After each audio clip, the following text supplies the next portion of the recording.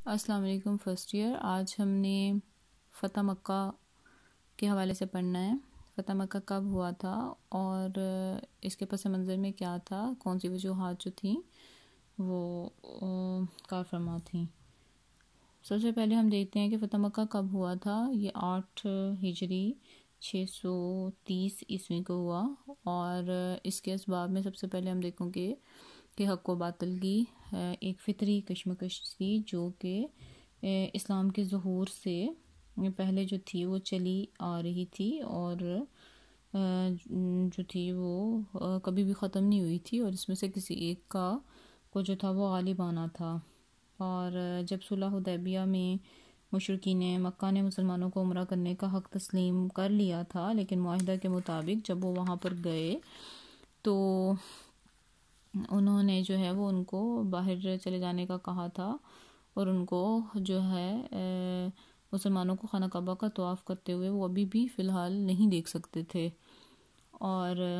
اس کے علاوہ جو تھا وہ حضور صلی اللہ علیہ وآلہ وسلم کے حکم سے حضرت بلال نے اذان دی، تو یہ بات بھی جو تھی وہ کفار کو قابل قبول نہیں تھی. اور اس کے علاوہ دوسری طرف انہوں نے خانہ کعبہ پر جو تھے وہ بتوں کا قبضہ کیا ہوا تھا، اور جس کی وجہ سے مسلمانوں کے احساسات جو تھے وہ بہت زیادہ مجروح ہوتے تھے، کیونکہ وہ خانہ خدا جس کو تعمیر کرنے کا مقصد ہی خدا واحد کی عبادت تھا وہ شرک کا اڈا بنا ہوا نہیں دیکھ سکتے تھے. اس لیے کفر اور اسلام کے درمیان جو کشمکش جاری تھی آخرکار وہ اسے منطقی نتیجے تک پہنچنا تھا. اس کے علاوہ مکہ کی مرکزی حیثیت ہے، اور کہ جب اہل مکہ کو عرب میں مرکزی حیثیت حاصل تھی جب تک مکہ کے لوگ اسلام کی مخالفت پر قائم تھے. عربوں کی اکثریت اسلام کو قبول نہیں کر سکتی تھی، اس لیے اس مرکزی جگہ سے اسلام کی دشمنی ختم کرنے کی خواہش قدرتی طور پر مسلمانوں کے اندر موجود تھی، اور وہ یہ چاہتے تھے کہ اس مرکزی جگہ سے کفر کے بجائے اب اسلام کی آواز جو ہے وہ اٹھنے لگے، اور اس مرکزی جگہ پر جو ہے وہ اسلام پھلے پھولے اور پروان چڑھے. اور اس کے بعد جو تھا غزوہ معطا ہے. غزوہ معطا جو تھا اس میں مسلمان سلطنت روم سے پہلی مرتبہ ٹکرائی تھی، اور اپنے سے 70 گنا لشکر کے مقابلہ کے باوجود وہ بحفاظت واپس پہنچ گئے تھے، لیکن قریش مکہ نے اسے مسلمانوں کی شکست قرار دیا تھا. اور معطا کا قریش پر یہ اثر ہوا کہ انہوں نے سوچا کہ مسلمانوں کو رومیوں کے مقابلے میں شکست ہوئی ہے اور ان کی ہیبت ختم ہو گئی ہے. اب کوئی شخص نہ ان پر اعتماد کرے گا اور نہ ہی عہد و پیمان کو وزن دیا جائے گا، لہٰذا معاہدہ حدیبیہ ٹوٹنا چاہیے، وہی حالات رہنے چاہیے جو پہلے تھے. قریش کو مسلمانوں اور ان کے جتنے بھی معاہد قبائل ہیں ان کے خلاف جنگ آزما ہونا چاہیے، اور ہرگز اس بات کا خوف نہ ہونا چاہیے کہ پیغمبر اسلام قصاص کے لیے جو ہے وہ تیار ہوں گے. اس کے بعد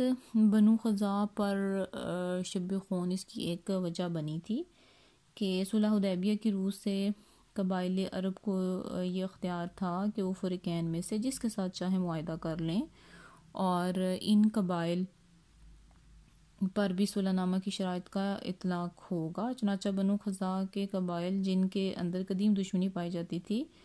اس معاہدہ میں شامل ہو گئے، اور بنو خزاعہ نے اسلامی حکومت کے ساتھ اور بنو بکر نے قریش کے ساتھ معاہدہ کر لیا تھا، اور معاہدہ کے مطابق ان قبائل کو بھی ایک دوسرے پر ہاتھ اٹھانے کا حق نہ تھا. لیکن بنو بکر نے قریش کی مدد سے بنو خزاعہ پر شب خون مارا، اور جب بنو خزاعہ مجبور ہو کر حرم میں جا چھپے تو انہوں نے وہاں بھی قتل و غارت سے گریز نہ کیا، حالانکہ حرم میں قتل و غارت شریعت ابراہیمی میں بھی ممنوع تھا اور عرب کی روایات کے بھی جو ہے وہ خلاف سمجھا جاتا تھا. معاہدہ کی خلاف ورزی تنہا بنو بکر ہی کا کام نہ تھا، بلکہ قریش نے ان کی ہتھیاروں سے مدد کی تھی، اور صفوان بن امیہ، اکرمہ بن ابی جہل اور سہیل بن عمر